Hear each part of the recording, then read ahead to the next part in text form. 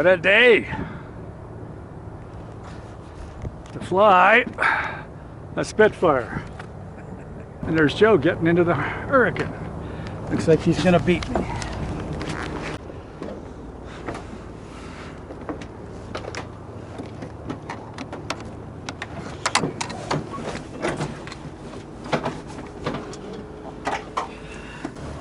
I think Mike needs to eat more fatty food. Yeah. Nice. Super.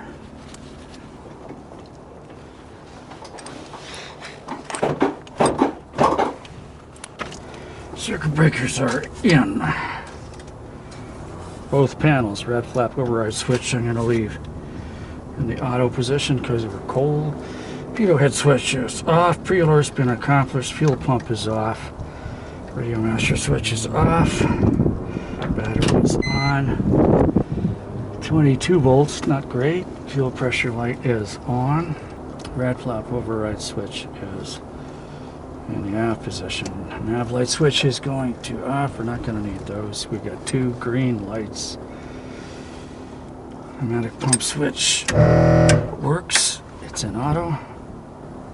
Pneumatic reservoir pressure is huge right now, it's great. Trims.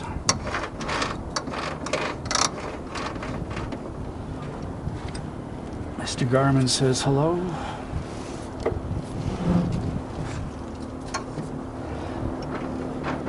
Full right trim, 1, 2 and a bit back. Carb air filter cycle. And I'll leave it. Filter on this cold day. Fuel quantity, we are full. Fuel pack levers going on for up. Fuel switch is on for down for on. Supercharger is not functional. Undercarriage handle is down. Up in the gate when fuel switches are forward. Low down lever is vertical. Flight controls. Free and correct. Fuel cutoff lever is aft. Boost pump switch is going on. 1,000, 2,000, 3,000, 4,000, 5,000. Fuel cutoff lever is run, full forward. Throttle 1/2 inch. Prop lever, cycle once, full forward. Friction will be set later, prime. Coming out of a hot hangar and into the cold air. Nothing happening yet.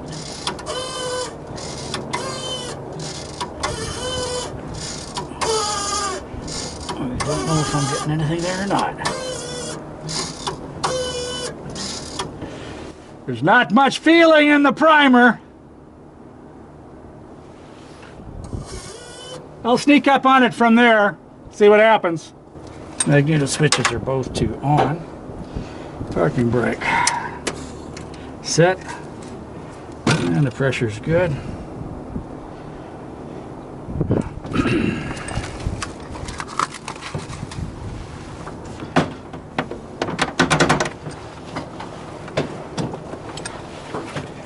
So,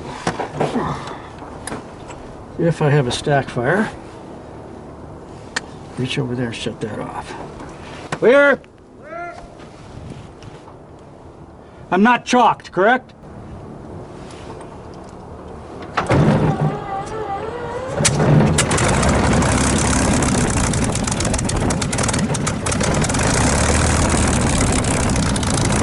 Hi, Dave Hadfield here, and we've got a blue sky day and a mission coming up. The Spitfire needs some exercise, and so do I. The Merlin sure started well, but the fuel pressure warning light has my attention. It's taking longer than normal to go out, and I'm wondering if I should shut the engine down. But the logbook indicated that they had been working on that system, so I'll keep an eye on it and decide at the end of the run-up. Now, Spitfire has no direct reading fuel pressure gauge.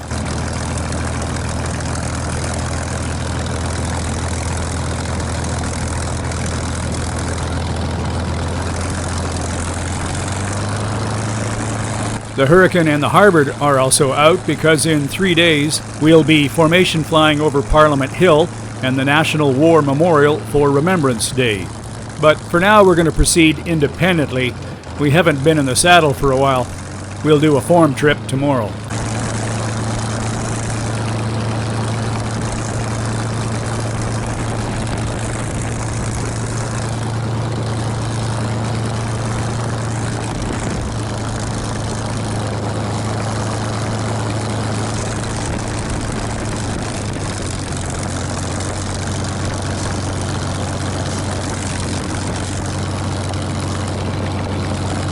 When I do a head bob like that, it's in response to the salute of the ground crew, Andre. I haven't got a hand free to acknowledge it any other way. But we are very definitely all in this together.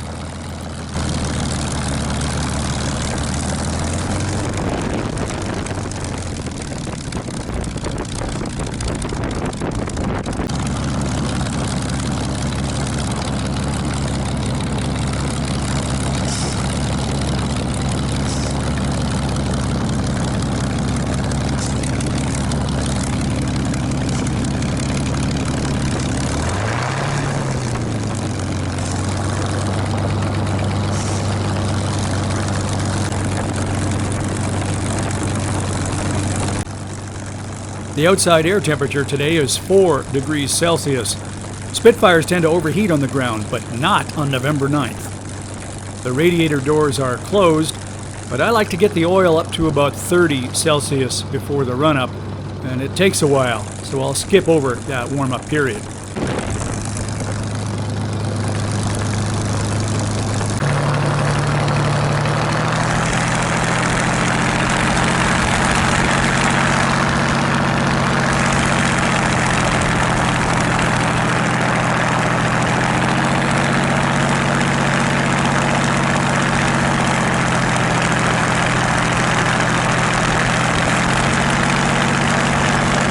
Well, the fuel low pressure light is not coming on. That's a good thing. There's no problem there.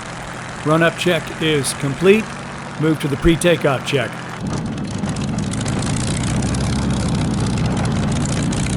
Nav lights, not required. Pitot heat, not required because it's dry. Fuel boost pump switch going on. Trims, set. Carb air filter, normal. Prop lever, full forward. Throttle friction will tighten up later. Flap lever up. Fuel cock up for on. Quantity full, always full in a Spitfire. Shoulder harness locked. Controls free and correct. The rest we'll get at the button of the runway. Call Gatineau radio, get a transponder code, type it in, and also preset Ottawa terminal radio frequency. It's a lot easier to do that here on the ground than go heads down when we're flying.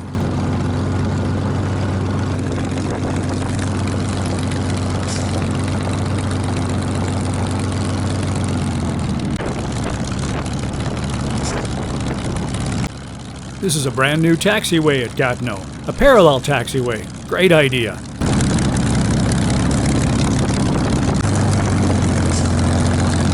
It's a bit narrow. I do have to stick my head out the side to see where I'm going, or who I'm about to hit.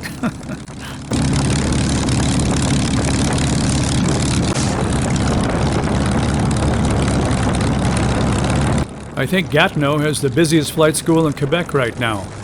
Quite a challenge to mix Cessnas with Spitfires and make it all work. Certainly keeps you on your toes.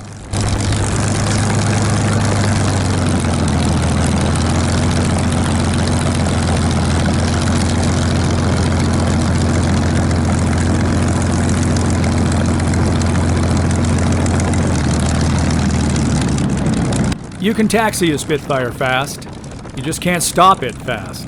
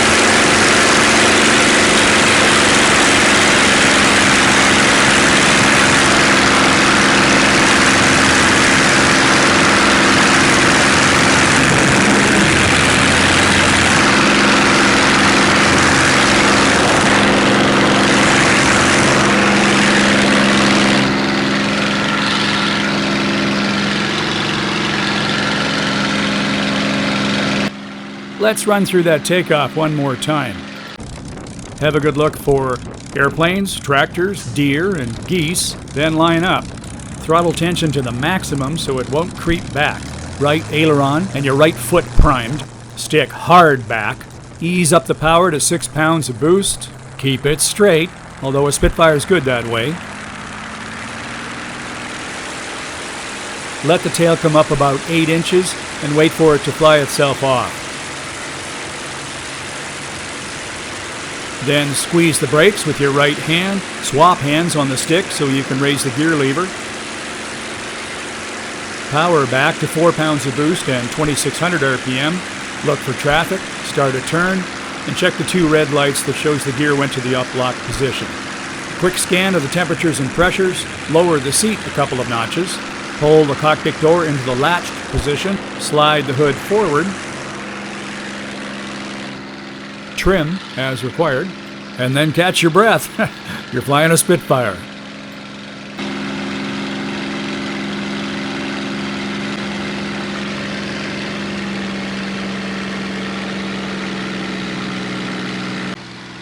Comms are difficult in all these World War II airplanes. Say again, say again, say again. The ambient noise in the cockpit is huge. There's no heat either. And the surface temperature was 4 degrees Celsius, so I overdressed. I didn't think I'd be pulling my gloves off and opening the vent.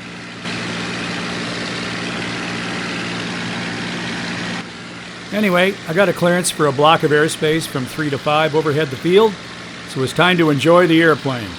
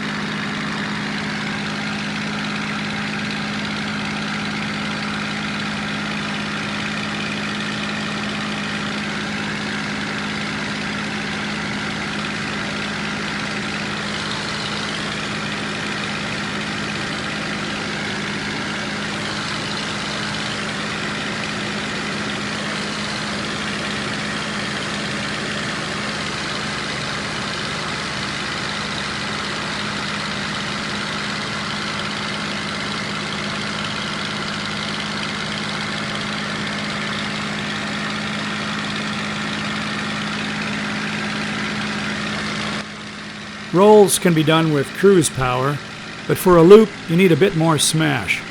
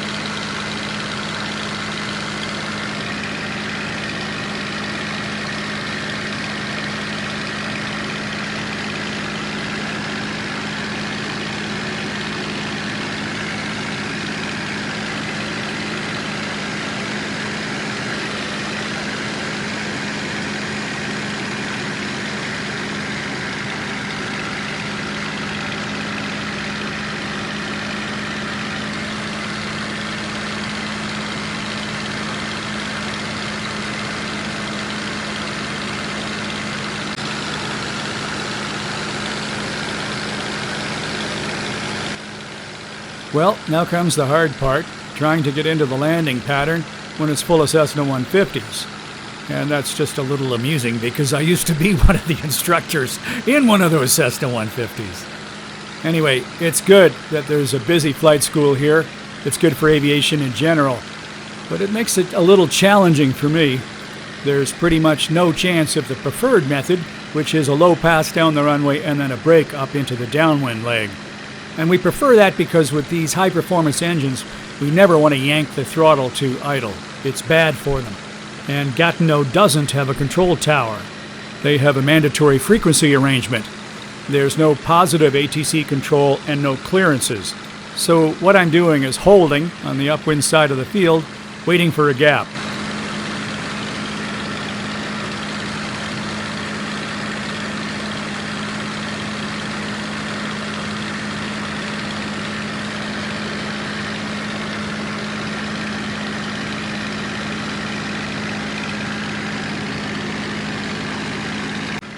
Right about here, ATC says if you can do a right base, there's an opening. But I was too high and hot for that, so I replied, just give me half a mile to slow down and I'll take it. A 270 to the left with some G on, got the speed back to the point where I could drop the gear, which is 160 in a Spitfire, and supplied enough drag that it all worked out fine from there. A little unorthodox perhaps, but we do have to share the airspace.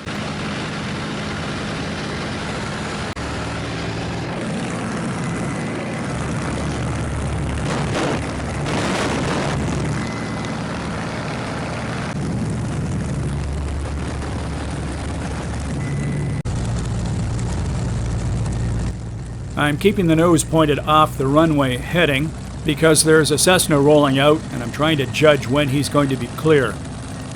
My speed target is 110 miles an hour while maneuvering and 90 over the threshold.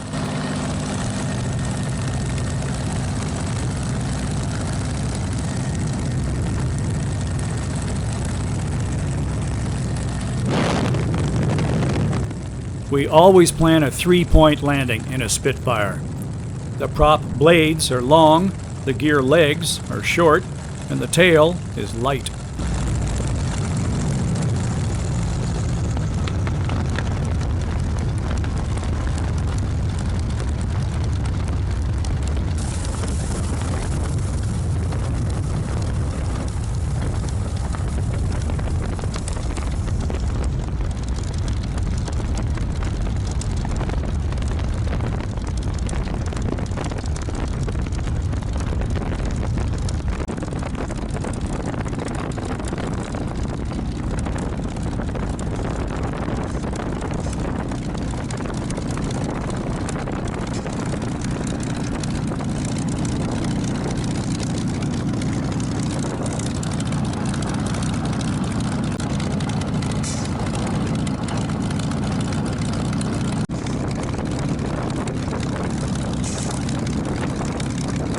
Oops. Well, it's a lot better for this to happen on a taxiway than in the air.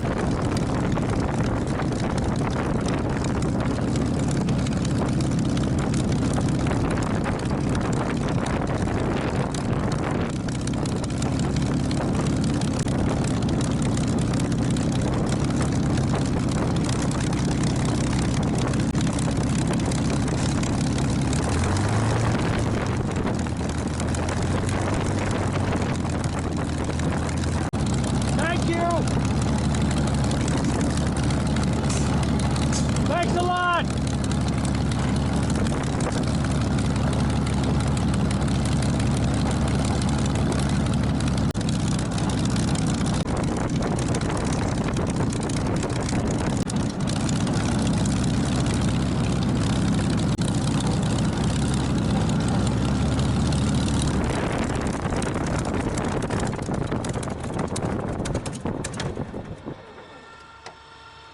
Mags are off. Shoot. Master's off. Fuel's off. Oh, that was nice.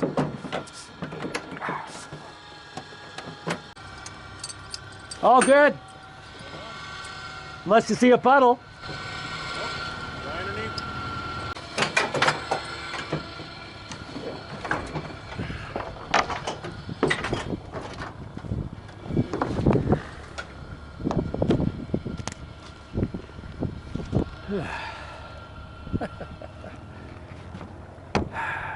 There he is, looking to see if I broke his airplane. What a sweetheart, my gosh. Rising from the land that stood alone against the night, known by only the few. Where would we be now if they'd lost the precious fight? But her beauty and her power rang true. Born within the land that stood alone against the dark, this was